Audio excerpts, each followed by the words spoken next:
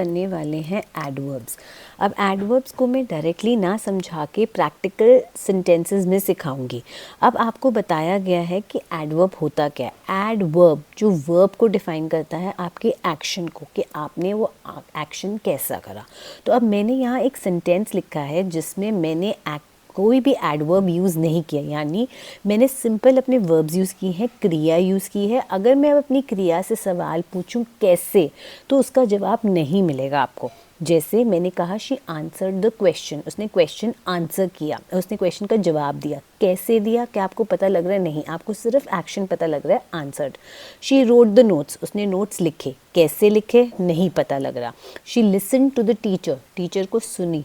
कैसे सुनी, ध्यान से सुनी, नहीं सुनी, कुछ पता नहीं लग रहा। She completed the test. अब इन सब में अगर मैं देखूं तो आपका सिर्फ वर्ब है, लेकिन वो वर्ब कैसे परफॉर्म हुआ वो नहीं पता लग रहा। अब इस क्यों ज़रूरी है ये इंग्लिश में? अगर मैं आपको कह दूं कि ये बच्चा जो आया था, ये जो लड़की है शी आई है, इसका आप मुझे रिव्यू दो। ये सेंटेंस पढ़ के बताओ कि क्या वो बच्चा इंटेलिजेंट था या नहीं था, वो बच्चा एडमिशन के लायक है या नहीं है। क्या आप ये पढ़ के बता सकते हो? उसने आंसर करा क्वेश्चन को, उसने नोट्स लिखे, उसने सुना टीचर को, उसे टेस्ट कंप्लीट किया। सुनने में तो लग रहा है उसने सब काम कर दिए, तो वो एफिशिएंट बच्चा है। चलिए अब इसको मैं पॉजिटिव एडवर्ब से उसका रिव्यू देती हूँ। She answered the question confidently, यानी बहुत श्योर हो गया कि बच्चे ने जो भी आंसर किया होगा करेक्ट किया होगा। आंसर देने पे ये भी तो डिपेंड करता है कि उसने सारे आंसर्स गलत दिए होंगे, लेकिन अगर मैंने वर्ड कॉन्फिडेंटली डाल दिया तो क्लियर हो जाता है कि उसने आंसर्स करेक्ट दिए। She wrote the notes neatly, एक होता है सिर्फ लिख के गन मार दिया कॉपी में, और एक होता है नीटली लिखना। अब उसने नीटली लिखा तो वो भी पास हो गया।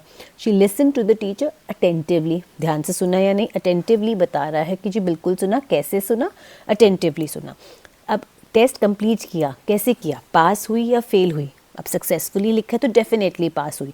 तो अगर मैं अपने इन्हीं वर्ब से क्वेश्चन पूछूं कैसे, तो मुझे जवाब आ रहा है। कैसे आंसर किया, कॉन्फिडेंटली लिखा, कैसे, नीटली सुना, कैसे, अटेंटिवली। तो यानी यहाँ पर स्टूडेंट रिव्यू आप बहुत अच्छा लिखोगे।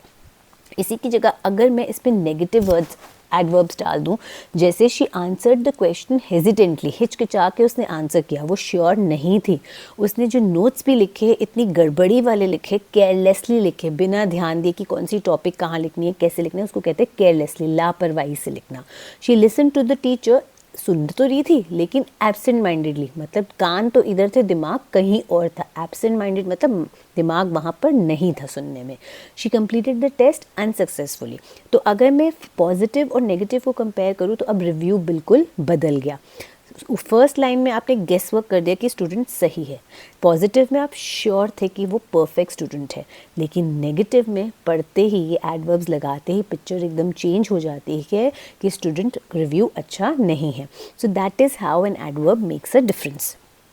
उसके बाद आपका नेक्स्ट एक दो सिचुएशन और देखते हैं। अब जैसे फॉर एग्जांपल मेरे पास एक स्टूडेंट आया जो स्पोकन इंग्लिश का रिव्यू लेना चाहता है। अब आइल्स का टेस्ट होता है तो आपका स्पोकन का टेस्ट होता है। तो किसी ने अब एक रिव्यू दे दिया, she speaks English, she answers question, she explains her ideas. ठीक है, अब सिर्फ इतना है, तो मैं बच्चे को क्या रैंकिंग दूंगी आइल्स में, कि वो लूँ या ना लूँ? ये बहुत ही अनक्लियर है कि वो कितनी एफिशिएंट है, उसका बैंड स्कोर कितना आना चाहिए नहीं पता लग रहा। लेकिन यहीं अगर अब मैं नेगेटिव एडवर्ब्स हो रहा हूँ, शी स्पीक्स इंग्लिश हेजिटेंटली, अटक अटक के बोल रही है, कॉन्फिडेंटली नहीं बोल रही। शी आंसर्स क्वेश्चन इनकरेक्टली, जो भी आंसर करती है बिल्कुल गलत कर रही है। शी एक्सप्लेन्स द आइडिया कन्फ्यूजिंगली, उसको पता ही नहीं कौन सा सेंटेंस कहाँ लगाना है, किस चीज़ को पहले समझाना है, तो वो आइल्स का स्कोर नहीं, अच्छा स्कोर नहीं कर सकती। तो शी नीड्स प्रैक्टिस। यहाँ पर पिक्चर बिल्कुल अलग हो जाती है। अब यहीं पर अगर मैं पॉजिटिव एडवर्ब्स डालूँ, she speaks English fluently, she answers question confidently, she explains her ideas clearly. Total picture has change with only adding of these adverbs. अगर आप एक चीज़ हमेशा याद रखिए, आपका वर्ब कभी भी चेंज नहीं होगा एडवर्ब से। आपका वर्ब वही रहेगा, आपका टेंस वही रहेगा, बस एक आपका एडवर्ब लगाने से वो और ज़्यादा क्लियर हो जाएगा। आपकी जो आप बात कहना चाहते हैं, एक सुनने वाले के माइंड में वो और क्लियर बनेगी, तो आपकी कन्वर्जेशन और इफ़ेक्टिव होगी। उसी के बाद एक और देख लीजिए, ऑफिस इंटरव्यू। अगर आप इंटरव्यू देने गए, फॉर एग्जांपल एक एचआर ने बोला मुझे इस एम्प्लॉय का फीडबैक चाहिए, he greeted the interviewer greet किया उसने, ही एक्सप्लेन्ड हिज एक्सपीरियंस, उस एक्सपीरियंस भी अपना एक्सप्लेन किया, he replied to the questions का भी जवाब दिया, and he left the room. ठीक है, अब इसी की नेगेटिव अगर मैं डालूँ, he greeted the interview politely, sorry ये नेगेटिव का मैंने लिख दिया, ये पॉजिटिव होना चाहिए, तो प्लीज़ आप इसको देख लीजिएगा, ये पॉजिटिव है। He greeted the interview politely, he explained his experience clearly, बहुत पोलाइटली बोला, एक्सपीरियंस अपना तजुर्बा बहुत क्लियरली बताया। He replied to the questions honestly, जो कि बहुत अच्छी बात है। He left the room gracefully, मतलब अच्छे से कॉन्फिडेंटली गया, यानी employ is actually capable and the person taking the interview is satisfied, तभी उसने ये रिव्यू लिखा। अब इसी का ही अगर मैं नेगेटिव कर दूँ, ही ग्रेटेड द इंटरव्यू नर्वसलेसली, बहुत ही घबराया हुआ था, कॉन्फिडेंस है ही नहीं। ही एक्सप्लेन हिज एक्सपीरियंस पुअरली, उसको अपने एक्सपीरियंस की श्योरिटी नहीं थी कि उसने क्या सीखा क्या नहीं सीखा। He replied to the questions hesitantly, he left the room unconfidently. तो ये बिल्कुल ही पिक्चर अलग हो गई। नाउ अब आपको क्लियर हो गया होगा कि एडवर्ब्स की कितनी इंपॉर्टेंस है। अगर आप इसको नहीं लगाते तो आपकी कन्वर्जेशन थोड़ी इनकम्प्लीट होती है, सामने वाले को जब एग्जैक्ट पिक्चर देना चाहते हो वो नहीं दे पाते हैं।